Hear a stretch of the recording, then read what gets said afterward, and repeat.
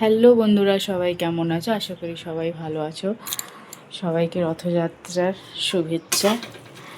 তো এইবারে আমাদের রথের এটা পুরো মানে ভেস্তে গেছে, কারণ আমাদের মৃতাশুষ চলছে বাড়িতে। কেন আমার এই নিজেরই একটা জেঠি শাশুড়ি মারা গেছেন। তো জাস্ট আজকে 3 দিন হলো। তো 3 দিনে আজকে হলুদ খাওয়া যায়।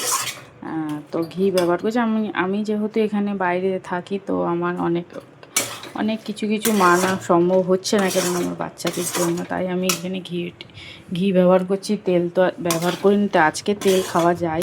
শাশুড়ি সকালে ফোন করে বলেছেন যে তেল খাওয়া যাবে, হলুদ খাওয়া যাবে আজকের দিনটা। কাল থেকে আবার ঘি ব্যবহার করবে, তেল হলুদটা ব্যবহার করবে না।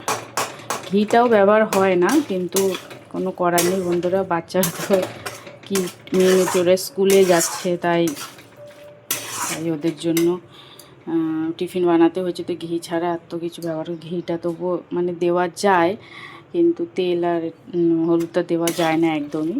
তো ঘি ব্যবহার করছি, টিফিন দিতে হচ্ছে যেহেতু। তো এই যে সকালে নিয়ে গেছে পনির আলুর দিয়ে পরোটা বানিয়ে দিয়েছিলাম, বিনা পেঁয়াজ টিয়াজ ছাড়া। আর একটু আটা আছে, এটা দুপুরে আমরা খাবো। আর রাত্রিরে আমাদের সূর্য ডোবার আগে সিদ্ধ ভাত বসাতে হবে, যেহেতু আজকে তেতো ভাত খেতে হয়। তো শাশুড়ি মা ফোন করে বলেছেন যে তেতো ভাত খেতে। তো দেখি সূর্য ডোবার আগে রান্নাটা কমপ্লিট করে রাখতে হবে। মেয়েরাও আসবে আজকে, মেয়েদের আবার ছুটি হবে 5:30টায়। তো খুবই দেরিতেই আসবে ওরা। তো এই যে রান্না করে রেখে দিয়েছি, বেগুন ভাজা, এখানে যে বাড়ির বেগুন, আর এই যে পনির দিয়ে বেসনের বড়া দিয়ে ঝোল করেছি, নিরামিষ ঘি দিই।